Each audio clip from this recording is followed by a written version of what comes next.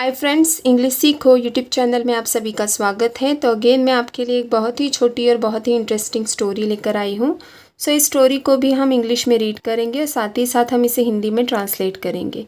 सो इस तरह से जब हम इंग्लिश की स्टोरीज़ रीड करते हैं तो हमारी रीडिंग भी इम्प्रूव होती है और साथ ही साथ हम इंग्लिश को हिंदी में समझ कर पढ़ना स्टार्ट कर देते हैं। So let's start.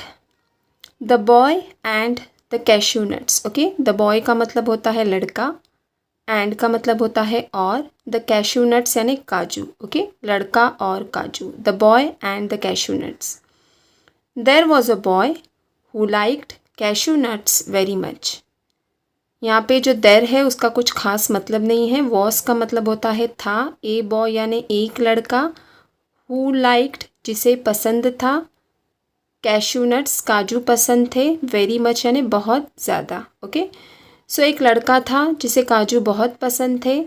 There was a boy who liked cashew nuts very much. So his mother always gave him a few nuts to ईट।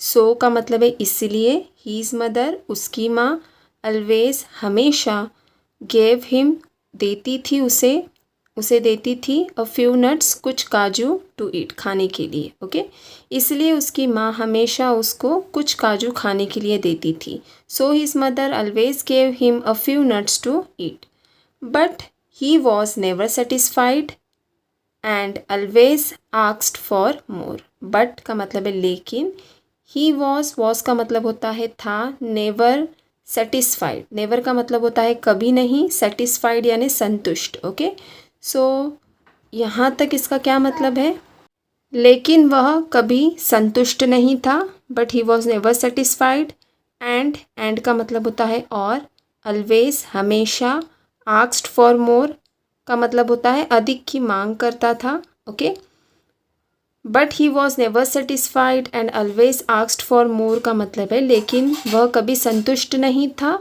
और हमेशा अधिक की मांग करता था।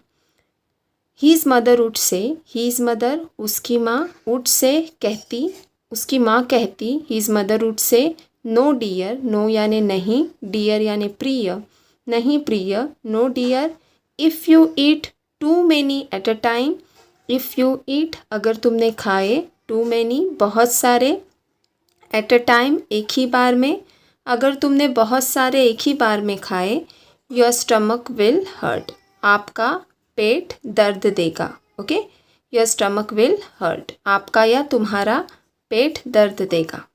Okay, one day the boy was alone at home. One day एक दिन, the boy लड़का, वॉज यानी था, अलोन, एट होम अलोन यानी अकेला, एट होम घर पर अकेला था। एक दिन लड़का घर पर अकेला था। One day the boy was alone at home, he picked up उसने उठाया, okay, the jar of cashew nuts जो काजू का डब्बा था वो उसने उठाया, जो काजू का जार था उसे उसने उठाया। He picked up the jar of cashew nuts, he ate up as many cashew nuts as he could. Okay, he ate up उसने खाए, एज मैनी कैश्यू नट्स जितने ज़्यादा वो खा सकता था उतने काजू उसने खाए। He ate up as many cashew nuts as he could.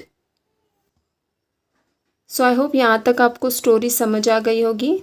अब ये लास्ट पैराग्राफ हम रीड करेंगे। द नेक्स्ट डे, अगले दिन, the boy had a pain in his stomach. The boy had, the boy यानी लड़का, हैड यानी था, अ पेन यानी दर्द, इन हिज स्टमक उसके पेट में दर्द था। अगले दिन उस लड़के के पेट में दर्द था। The next day the boy had a pain in his stomach, he felt sorry, he felt sorry उसे दुख हुआ, for not obeying his mother, obeying यानी मानना। ओके, नॉट ओबेइंग यानी नहीं मानना। सो उसे दुख हुआ अपनी माँ की बात नहीं मानने पर। Okay, he felt sorry for not obeying his mother. So I hope आज की जो स्टोरी है वो आपको अच्छी लगी होगी। तो अगर स्टोरी अच्छी लगी है तो do like, share and subscribe to our channel. Thank you.